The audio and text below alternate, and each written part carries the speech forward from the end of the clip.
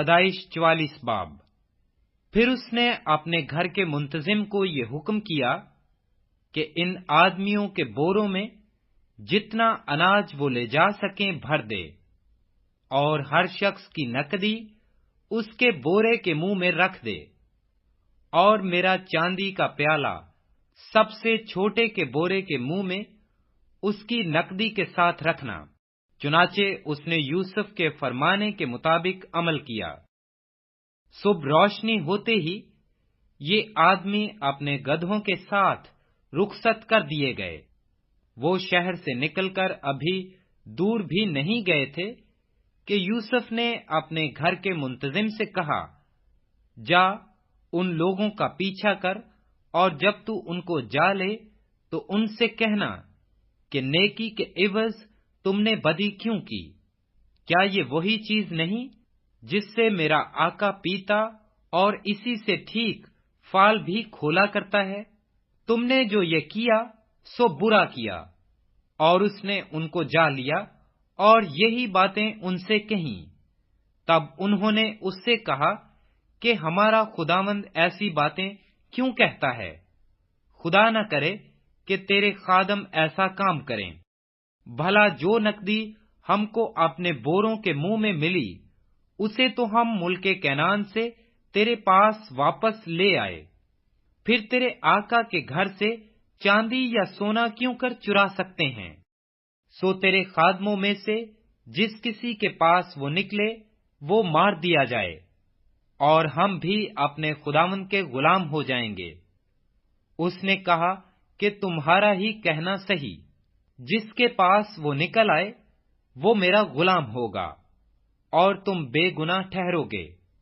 تب انہوں نے جلدی کی اور ایک ایک نے اپنا بورا زمین پر اتار لیا، اور ہر شخص نے اپنا بورا کھول دیا۔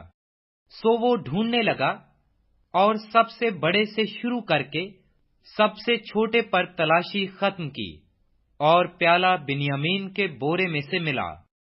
تب انہوں نے اپنے پیرہن چاک کیے اور ہر ایک اپنے گدھے کو لاد کر الٹا شہر کو پھرا، اور یہودا اور اس کے بھائی یوسف کے گھر آئے۔ وہ اب تک وہیں تھا، سو وہ اس کے آگے زمین پر گرے۔ تب یوسف نے ان سے کہا، تم نے یہ کیسا کام کیا؟ کیا تم کو معلوم نہیں کہ مجھ سا آدمی ٹھیک فال کھولتا ہے؟ یہودا نے کہا کہ ہم اپنے خداوند سے کیا کہیں؟ ہم کیا بات کریں یا کیوں کر اپنے کو بری ٹھہرائیں؟ خدا نے تیرے خادموں کی بدی پکڑ لی، سو دیکھ ہم بھی اور وہ بھی جس کے پاس پیالہ نکلا دونوں اپنے خداوند کے غلام ہیں۔ اس نے کہا، خدا نہ کرے کہ میں ایسا کروں۔ جس شخص کے پاس یہ پیالہ نکلا وہی میرا غلام ہوگا، اور تم اپنے باپ کے پاس سلامت چلے جاؤ۔ تب یہودا اس کے نزدیک جا کر کہنے لگا، اے میرے خداوند، ذرا اپنے خادم کو اجازت دے کہ اپنے خداوند کے کان میں ایک بات کہے، اور تیرا غضب تیرے خادم پر نہ بھڑکے، کیونکہ تو فرعون کی مانند ہے۔ میرے خداوند نے اپنے خادموں سے سوال کیا تھا کہ تمہارا باپ یا تمہارا بھائی ہے؟ اور ہم نے اپنے خداوند سے کہا تھا کہ ہمارا ایک بوڑھا باپ ہے، اور اس کے بڑھاپے کا ایک چھوٹا لڑکا بھی ہے، اور اس کا بھائی مر گیا ہے، اور وہ اپنی ماں کا ایک ہی رہ گیا ہے، سو اس کا باپ اس پر جان دیتا ہے۔ تب تو نے اپنے خادموں سے کہا کہ اسے میرے پاس لے آؤ کہ میں اسے دیکھوں۔ ہم نے اپنے خداوند کو بتایا کہ وہ لڑکا اپنے باپ کو چھوڑ نہیں سکتا، کیونکہ اگر وہ اپنے باپ کو چھوڑے تو اس کا باپ مر جائے گا۔ پھر تو نے اپنے خادموں سے کہا کہ جب تک تمہارا چھوٹا بھائی تمہارے ساتھ نہ آئے تم پھر میرا منہ نہ دیکھو گے۔ اور یوں ہوا کہ جب ہم اپنے باپ کے پاس جو تیرا خادم ہے پہنچے تو ہم نے اپنے خداوند کی باتیں اس سے کہیں۔ ہمارے باپ نے کہا، پھر جا کر ہمارے لیے کچھ اناج مول لاؤ۔ ہم نے کہا ہم نہیں جا سکتے۔ اگر ہمارا سب سے چھوٹا بھائی ہمارے ساتھ ہو تو ہم جائیں گے، کیونکہ جب تک ہمارا سب سے چھوٹا بھائی ہمارے ساتھ نہ ہو ہم اس شخص کا منہ نہ دیکھیں گے۔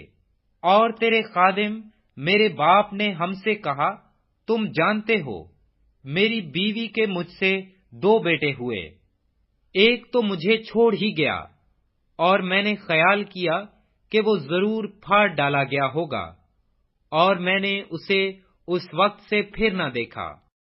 اب اگر تم اس کو بھی میرے پاس سے لے جاؤ اور اس پر کوئی آفت آ پڑے تو تم میرے سفید بالوں کو غم کے ساتھ قبر میں اتارو گے۔